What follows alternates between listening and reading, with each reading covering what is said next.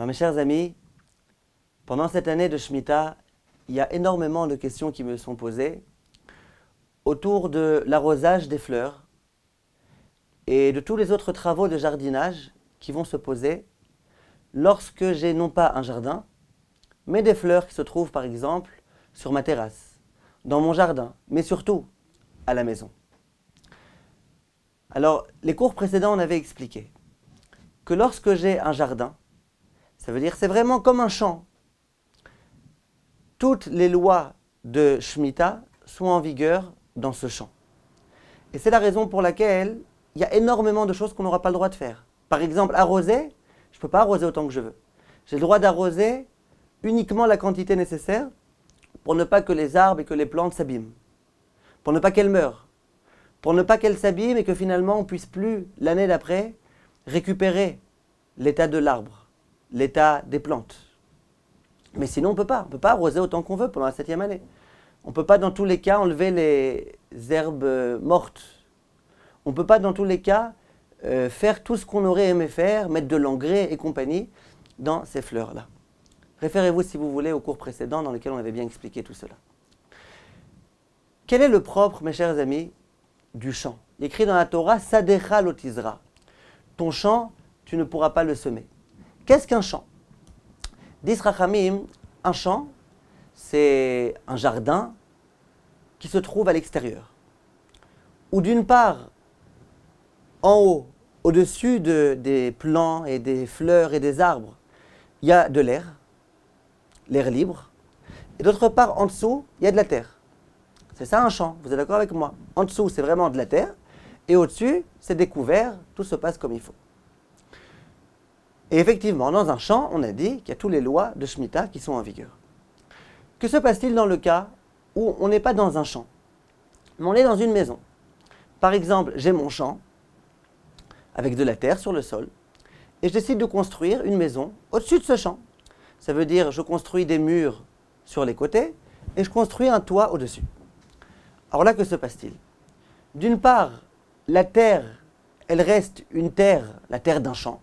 C'est la terre qui se trouve vraiment sur le sol, c'est la terre ordinaire, la terre qu'on trouve dans un champ, dans un jardin. Mais d'autre part, alors que dans un champ ordinaire, le champ est à l'air libre, là pas du tout. Là c'est recouvert. Ça s'appelle une maison. Le fait que c'est recouvert, ça fait que c'est déjà plus vraiment un champ. Les conditions du climat qui vont se trouver à cet endroit-là, ça ne va plus être les conditions ordinaires. Les arbres vont moins bien pousser, les plantes vont moins bien pousser. Et peut-être que dans un tel cas, il n'y a plus de halachot Shemitah qui sont en vigueur. Et que se passe-t-il dans le cas inverse? Dans le cas où je vais prendre par exemple un arbre, je vais le mettre dans un pot, et puis ce pot il n'est pas troué. Et je pose ce pot par terre. Le fait que le pot n'est pas troué, ça fait que ce n'est pas comme un champ normal, où l'arbre pousse vraiment dans la terre elle-même. Là non, là l'arbre il pousse dans un pot, il y a un petit peu de terre dans le pot, mais c'est plus du tout un champ, c'est un pot. Hatzitz on appelle ça en hébreu, c'est une jardinière, c'est un pot. Donc voilà, vous avez bien compris ici les questions. Alors venez, on va tout doucement. Premièrement, j'aimerais que les choses soient claires. Si jamais, dans votre jardin, dans votre balcon, vous avez un pot même qui n'est pas troué, dans lequel vous mettez un arbre, dans lequel vous plantez des fleurs, mais que ce balcon n'est pas recouvert, qu'il n'y a pas de toit, qu'on ne peut pas considérer donc que c'est une maison parce qu'en haut il y a un toit qui recouvre, dans ce cas-là on considère que les halachot de Shemitah sont complètement en vigueur. On n'a pas le droit de mettre d'engrais, on n'a pas le droit d'arroser, sauf les quantités minimum pour ne pas que l'arbre meure, comme on l'avait dit le cours précédent. Donc ça doit être clair. J'ai un champ, j'ai un balcon, j'ai quoi que ce soit, même si jamais j'ai des jardinières qui ne sont pas trouées, dès lors que ce n'est pas recouvert en haut, c'est complètement interdit. Maintenant, que se passe-t-il, mes chers amis, dans le cas où je me trouve dans une maison? En haut, c'est recouvert. Donc déjà, c'est déjà beaucoup moins grave, c'est déjà plus un véritable champ, c'est un endroit qui est recouvert. Or, comment considérer la chose? Alors là, il va falloir noter une distinction extrêmement importante. À savoir, que se passe-t-il avec le pot? Si jamais le pot n'est pas troué, ce qu'on appelle en hébreu Hatzitz she'eino nakuv, j'ai un pot qui n'est pas troué. Donc, En haut, j'ai pas de problème parce qu'il y a un toit qui recouvre. En bas, j'ai aucun problème parce que la plante qui se trouve dans le pot, elle n'a plus aucun rapport avec le sol ordinaire. Elle ne puise pas du tout de sève, ni de force, ni rien du tout du sol. Donc là, on considère que je suis tranquille en haut, je suis tranquille en bas. Cette situation n'a déjà plus aucun rapport avec la situation ordinaire d'un champ.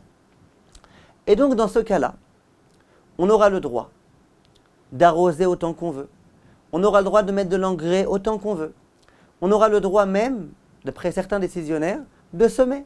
J'ai envie de semer des graines dans cette jardinière qui n'est pas trouée. J'ai le droit ou pas? D'après beaucoup de décisionnaires, j'ai le droit. Il y en a qui vont dire quand même pas semer, arroser autant que tu veux, mettre de l'engrais autant que tu veux, enlever les mauvaises herbes autant que tu veux, mais quand même pas semer. Semer, c'est vraiment quelque chose de très interdit pendant la 7e année.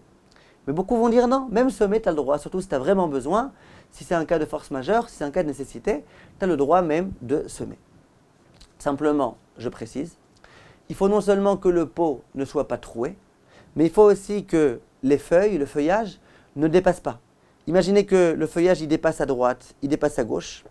Or, s'il est vrai que le pot n'est pas troué, et donc que les racines de l'arbre qui se trouve dans ce pot ne vont rien puiser du sol, mais il n'empêche que d'après la halakha, on considère que le feuillage, lui aussi, il peut puiser un petit peu des forces de la sève du sol. Donc pour pouvoir être tranquille, il faudrait que le pot ne soit pas troué et que les feuilles, elles ne dépassent pas le niveau du pot. Comme ça, on considère que en haut, il y a le toit de la maison, en bas, il y a le fait que le pot n'est pas troué. Et donc, dans cette mesure-là, il n'y a aucun problème. On peut faire, comme je viens de vous dire, tout ce qu'on veut, même semer d'après certains décisionnaires. Si mon pot est troué, alors là, on considère que s'il est vrai que je suis dans une maison et donc il y a le toit en haut, mais en bas, j'ai un problème. Parce qu'en bas, à cause du trou, il va s'avérer que les racines, elles vont être en contact avec le sol. Elles vont puiser du sol. Elles vont puiser des énergies, je ne sais pas exactement comment appeler ça. Elles vont puiser une yenika, on appelle ça, du sol. Et donc, là, c'est déjà un petit peu un problème. Si on veut être tranquille et que le pot est troué, alors là, il faut mettre en dessous une assiette. Si je mets en dessous une assiette en plastique, pas en argile, une assiette en plastique. Donc, d'une certaine façon, ici j'avais un trou, mais je mets ici une assiette. Donc, il n'y a plus de problème. Le trou a été recouvert. Et donc, c'est comme s'il n'y avait rien. Ce conseil-là, il va être bon même dans le cas, par exemple, où j'ai des feuilles. Les feuilles, elles vont à droite, elles vont à gauche, elles sortent du pot. On a dit, il y a un problème, parce que ici j'ai le pot, mais le feuillage, il va pouvoir être nourri un petit peu du sol. Par contre, si je mets une assiette qui recouvre tout le niveau du feuillage, d'accord, je mets une assiette comme ça tout en bas, et bien là, il n'y a déjà plus aucun problème. Maintenant, attention, l'assiette, il faut qu'elle soit collée au pot. Imaginez que je mette le pot comme ça en sustentation, avec, je ne sais pas moi, quelque chose qui le tient. Imaginez qu'il y a un trou dans le pot, et qu'en bas, ici, là, je mette une assiette. Là, les poskim vont dire que ce n'est pas suffisant. Vous savez pourquoi? Parce que le fait que, de par le trou, les racines, elles vont pouvoir se servir du sol, ce n'est pas vrai simplement en vertical, c'est vrai aussi en diagonale. Donc si l'assiette est là, et que le trou est là, eh ben, il va y avoir des contacts, des transferts depuis les côtés. Par contre, si jamais je mets vraiment l'assiette là, il n'y a rien. Ça va passer comme ça, il n'y a rien. L'assiette, le trou, il est complètement recouvert. Alors vous allez me dire, mes chers amis, ah d'accord, mais même si je mets l'assiette ici, imaginez maintenant que j'ai des feuillages, et que l'assiette, elle recouvre tout le feuillage. Mais il n'empêche que le feuillage, il va pouvoir se servir comme ça en diagonale. Ça, on dit non. Le Chazon Ish dit, le feuillage, il ne prend vraiment qu'en vertical. C'est-à-dire que si j'ai ici, par exemple, une assiette, ici, j'ai un pot. Le pot, il est troué. D'accord? Il est troué, je colle le pot ici. Maintenant, le feuillage, lui, il va jusqu'ici, et ici, jusqu'ici, et bien c'est bon. Ah, en diagonale? Non, il n'y a pas de diagonale. Le feuillage, vraiment, je trace ici un trait, une ligne droite, il ne peut être influencé de la terre que dans la mesure où il se trouve au-dessus de la terre. S'il n'est pas au-dessus de la terre parce qu'il y a ici cette assiette en plastique dur qui interrompt, ben, il n'y a déjà plus de problème. Voilà, mes chers amis, la halakha. Donc si je veux déjà résumer, d'après la plupart des poskim, dans la mesure où en haut il y a un toit et où en bas le pot n'est pas troué, ou qu'il est troué mais que j'ai résolu le problème en mettant en dessous une soucoupe, eh bien on considère qu'on peut arroser autant qu'on veut, on peut mettre de l'engrais autant qu'on veut, on peut faire tout ce qu'on veut. Le Rav Ovadia Yosef, lui, va dire que même si jamais le pot est troué, dans la mesure où je me trouve dans une maison, dans la mesure où il y a un toit, on peut autoriser à faire tout ce qu'on veut. Même semer, il va dire, même semer. Mais comme je vous ai dit, la plupart des décisionnaires ne sont pas tellement d'accord avec ça. La plupart des décisionnaires vont dire que c'est vrai que le fait qu'il y ait un toit, c'est bien, mais ce n'est pas encore suffisant. Il faut aussi veiller à ce qu'en bas, il y ait vraiment une rupture entre le sol et les plantes que je vais mettre à l'intérieur. Maintenant, mes chers amis, je vous laisse juste avec une dernière idée importante. Vous allez me dire, Rav, de quoi vous parlez? Moi, j'habite dans une maison. Ma maison, je ne l'ai pas construite sur de la terre. Il y a du béton. En dehors du béton, il y a aussi des balatotes, là, vous savez, les espèces de le carrelage. Donc, de quoi vous parlez? Même s'il y a un trou dans mon pot, mais mon pot, il n'est pas sur la terre. Mon pot, il est sur du carrelage, qui le carrelage lui-même se trouve sur le béton. De quoi vous parlez? Comment vous pouvez penser, même s'il y a un trou dans le pot, que les racines, elles puissent puiser du sol qui se trouve à 1 mètre en dessous, 2 mètres en dessous? Alors, je vais vous dire, mes chers amis, les poskim m'écrivent, le Rav Wosner au début, il ne comprenait pas très bien jusqu'à ce qu'il ait lui-même essayé, fait une expérience. Les poskim me disent que tout dépend. Si je me trouve au rez-de-chaussée, ça veut dire que le béton et le carrelage se trouvent vraiment collés au sol. Alors là, on considère que malgré tout, s'il y a un trou dans mon pot, même si jamais mon pot se trouve sur du carrelage, il peut y avoir malgré tout un transfert, un contact entre le sol qui se trouve même à 1 mètre en bas et mon pot. Et donc dans ce cas-là, le fait qu'il y ait du carrelage, ce n'est pas suffisant. Il faut à nouveau soit que le pot ne soit pas troué, soit qu'il y ait une sous-coupe en dessous.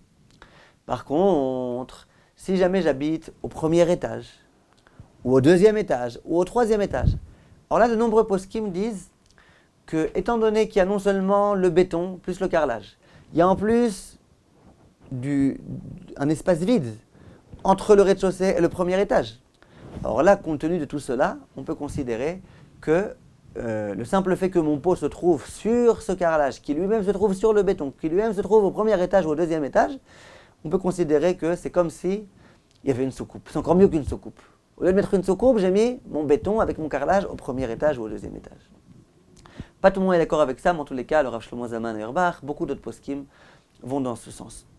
Donc, tout ce que je vous ai dit, mes chers amis, qu'il fallait que d'après la plupart des poskim, que le pot ne soit pas troué, ou que s'il était troué, il fallait impérativement mettre en dessous une assiette, une soucoupe, ça c'est vrai dans la mesure où vous habitez au rez-de-chaussée. Si vous habitez au premier étage ou au 2e étage, là, même s'il y a un trou dans vos jardinières, vous avez tout à fait le droit d'arroser autant que vous voulez, de mettre de l'engrais autant que vous voulez, de faire tout ce que vous voulez, et même semer, d'après certains décisionnaires, on a le droit. Mais à nouveau, je répète, c'est quand c'est recouvert.